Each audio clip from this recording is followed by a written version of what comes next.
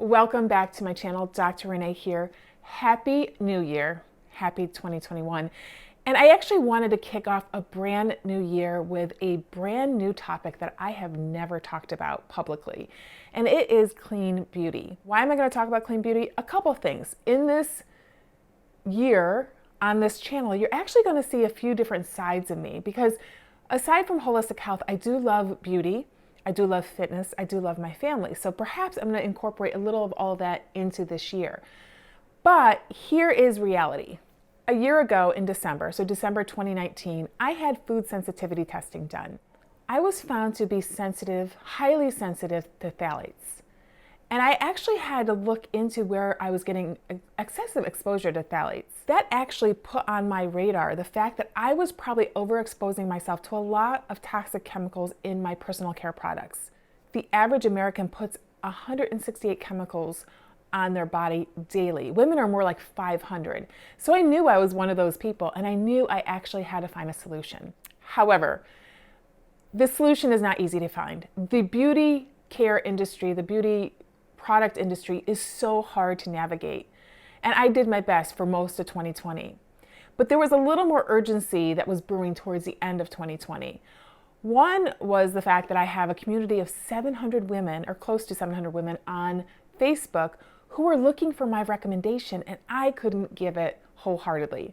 And what actually drove the urgency even more was the fact that I have a 13-year-old daughter who I found going into my makeup stash and my skincare products more and more frequently.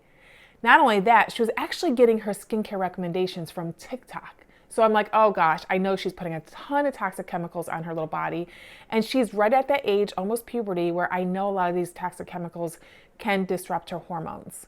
So on December 13th, I spent 7 hours. Yes, it was a Sunday. I sat down starting at 5 o'clock in the morning, and I was like, you know what? I'm going to find a solution for myself, for my daughter, and for my community. So I researched YouTube, blogs, science, everything I could find. And it wasn't until hour 5 that I came upon a company that I had heard about 6 months ago. And I was like, I had heard about this company. But I guess 6 months ago, I just wasn't in the right frame of mind to really look into it. It wasn't urgent enough. So from hour 5 to hour 7, I actually tried to find something wrong with this company because in the first 5 hours, every company I looked up, I found something wrong with. I couldn't find anything wrong with this company. So then I went so far as to find a woman who had been aligned with the company for a couple years. I stalked her all over YouTube and Instagram, and I contacted her, and we got on the phone that afternoon. And I'm happy to say that as of December 13th, I do have a solution for my own beauty care needs, my daughters, and my communities. And today I'm actually going to bring you a little excerpt of an interview I did for my podcast, Love the Leap with Dr. Renee. This episode was with my friend Taylor, who is with the same company I'm with. And her mission in life is now to empower women as well as empower the women to empower their families to live a non-toxic lifestyle. So if you want to hear all about Taylor and the full interview, head on over to Apple or Spotify, find my podcast, Love the Leap with Dr. Renee, and listen to the entire thing. I'm actually also going to put it in the comments below. But here is a little bit of a taster, a teaser, in case you want to go and listen to the full episode. So let's get to it. All right. Thank you so much, Taylor, for being with me today. I feel like we just met. I found you. I stalked you. And I feel like we've become pretty good friends. I've talked to you so much in the past 2 weeks. I love it. Probably more than you want to talk to me. But Taylor, I am so excited that you're here today. Thank you so much for accommodating my very short notice on having you on today. Oh, I'm honored to be here. But you are such a wealth of information when it comes to clean beauty. You have educated me so much. And honestly, I was like, we're just going to riff on a few things because when you leave me audio messages, you're like, I don't know where you get this, girl, but it's just coming out of your house. I was like, how does she know this stuff? I don't even know. So I don't think a lot of people really know how scary the beauty product industry is. Yeah. I know you are an expert at like the reality of the situation, right? Yeah. So if we go back, the last time that the FDA has regulated the Cosmetic Act was 1938. That is the last time we have updated. If you look at the FDA regulations, I think beauty or cosmetic has like a third of a page. It's crazy Mhm. the lack of regulations that we get. What you get on that bottle, for one, you're not even really sure if that's what's in there. But two, it's not regulated at all. And in the EU, they have banned over 1,300 chemicals. Mhm. We have banned less than 20 in the Mhm. US. So we are just so far behind in, the research is there. They're just really far behind in regulating. California is a little bit ahead of everybody else, but now there's so much research backing up these findings of these ingredients that, we know that most of the 10,000 industrial chemicals used in personal care products have not been assessed for safety. Many are, which this is what you love, many are linked to endocrine disruptors, or Mhm. they are endocrine disruptors. Many are linked to cancer. Many are toxic to our reproductive system. And the average American is putting on more than 168 unique chemicals every single day. And that's the average American. Women are upwards of 500 in terms of the chemicals. If you think of all the products that we use on a daily basis, and it's not a one and done thing. It's the accumulation, it's your body burden, it's the accumulation of those chemicals over time that lead to some really crazy things happening in our bodies. And it's getting passed down now to our offspring and their offspring. They're the toxic chemicals they're finding in breast milk. They've biopsied umbilical cords and they found over 200 industrial chemicals in those umbilical cords. They've biopsied 10 women who just had they had breast cancer. They were biopsying that tissue and they found that it was 99% parabens. So it's not, this information isn't going away. In fact, it's rolling and we're gaining steam, which is why more and more people are caring about what they're putting on their body. And we're going to cover greenwashers in a second, but that's where greenwashers roll in and why it's really, really important to know and trust the company that you are using.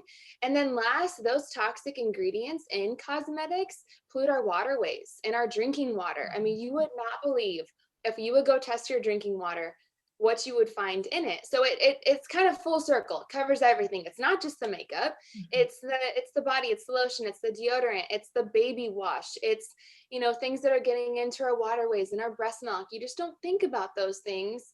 And once your eyes are opened, you can't go back.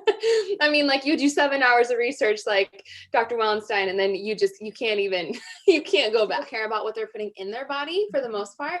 But what you put on your skin, 64% of what you put on your skin gets absorbed directly into the bloodstream in 26 seconds, right? Exactly. Directly into the bloodstream. When we eat, we have a pretty fantastic filtration system.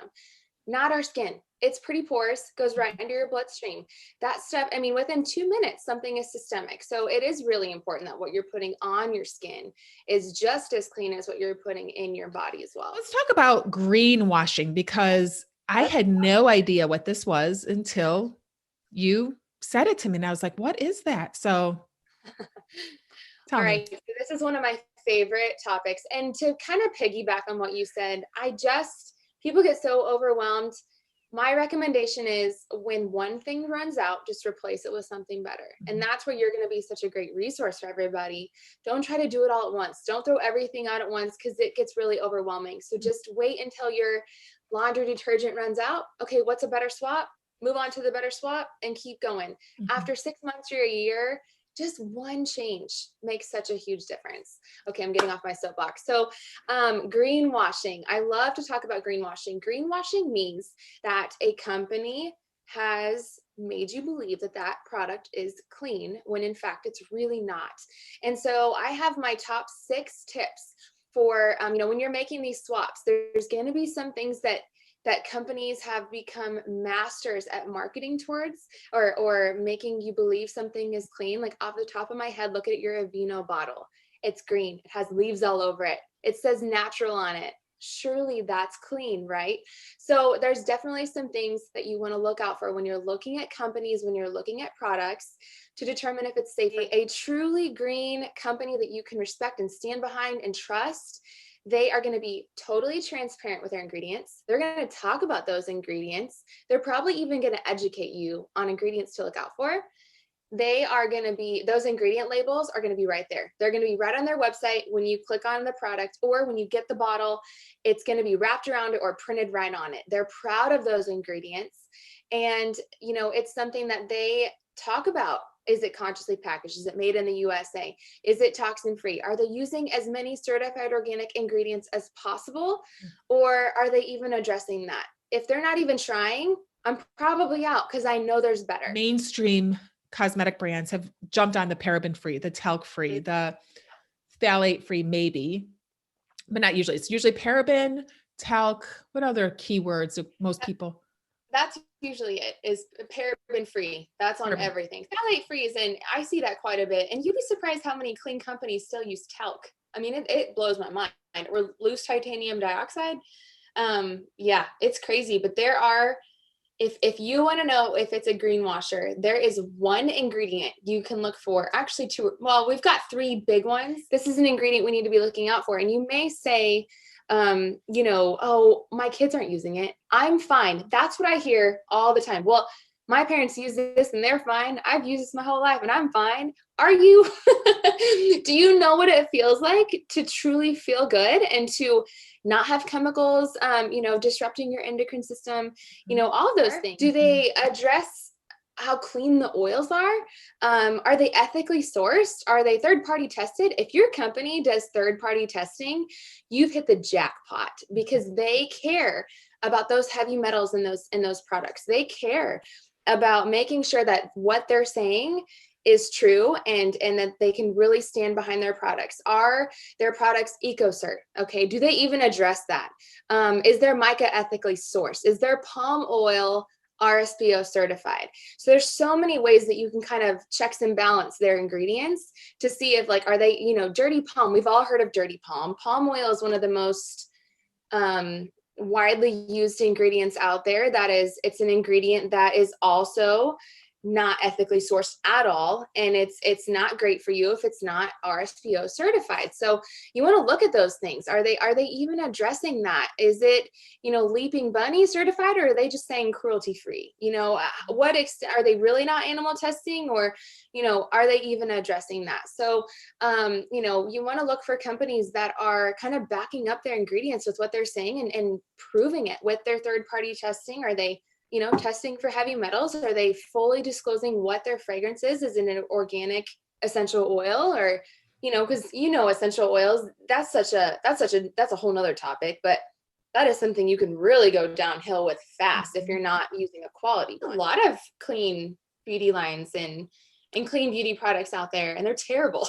They literally look like mud on your face, you know, and I'm sure you went through for an entire year looking for these, but you always gravitate back towards that high performing, because at the end of the day, you need it to look good and you need it to perform. So is it clean and high performing? I mean, when you find that, you've hit the jackpot for sure. Well, I hope you enjoyed that little excerpt. If you want to hear the full interview, hop over to iTunes or Spotify.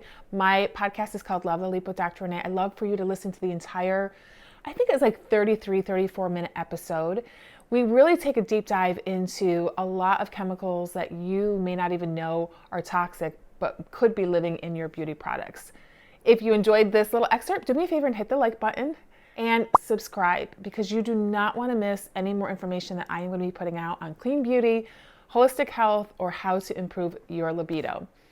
And feel free to share this episode. Maybe someone else is struggling with what I was struggling with all of 2020, which is navigating the clean beauty industry, and let them decide if they want to listen to more information on the podcast. All right, so that's all for today, and I cannot wait to see you right back here next week.